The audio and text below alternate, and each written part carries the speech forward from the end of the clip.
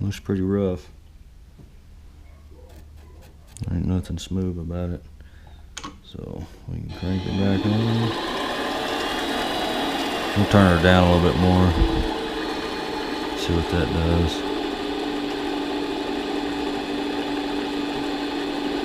And so we're at 20, 10.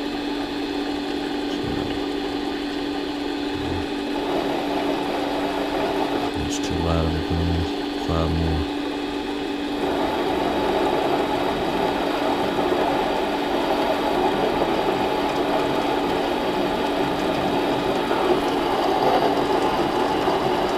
I'm doing this by hand with holding the camera, so it's gonna be rough.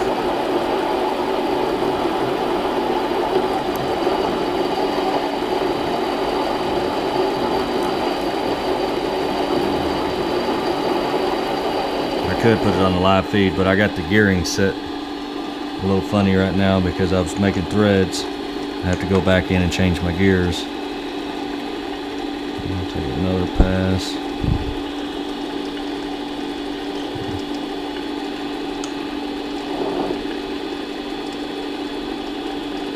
And we'll speed it up.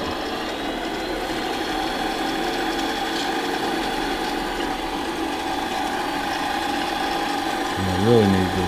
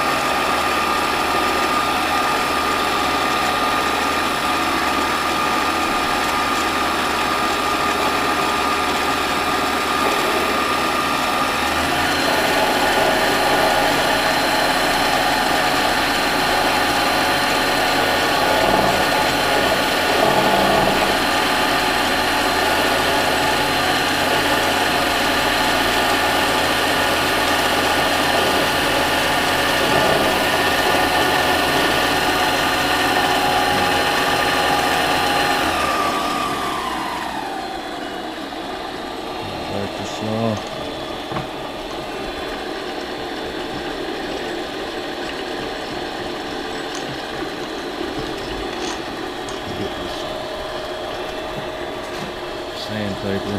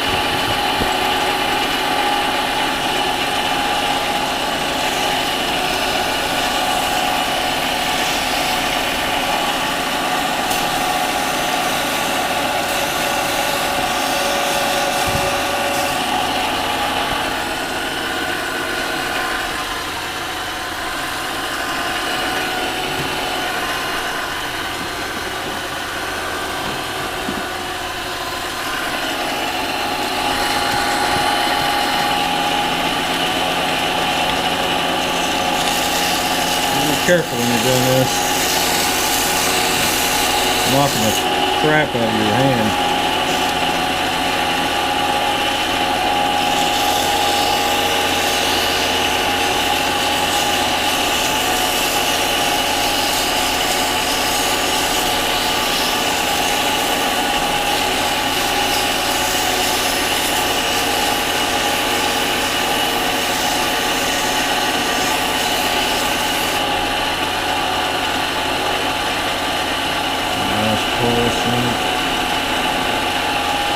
Swap spot.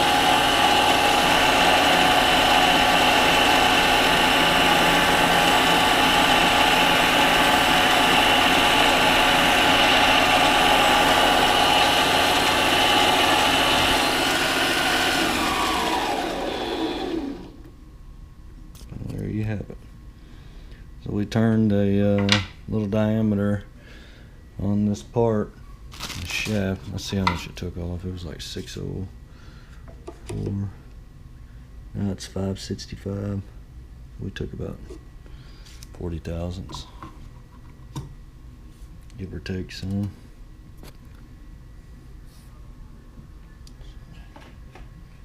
Go ahead and take this off. And take that out and take a look at it.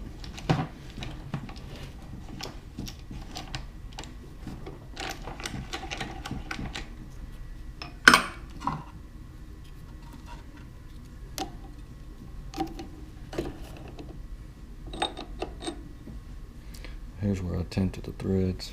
As you can see the shaft.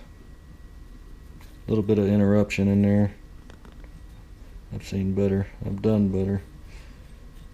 But that's what this thing can do. I turned that shaft out. It took a while. It took maybe 2 hours. And from out of 3/4 inch hardened steel. And made all kinds of different journals on there, different diameters, grooves. Even attempted to thread. My threader broke, my insert, and it's the only one that I had. But I got some high-speed steel I can make a threading tool out of, and I may turn this back down to another diameter and attempt to make some other threads. But that's basically it. This machine can do a lot of cool things. It's just you got to have the time and patience. It's not an industrial machine. It's a hobby lathe. It's just for hobby, just for fun stuff. Little things around the house. You need light cuts, really light cuts.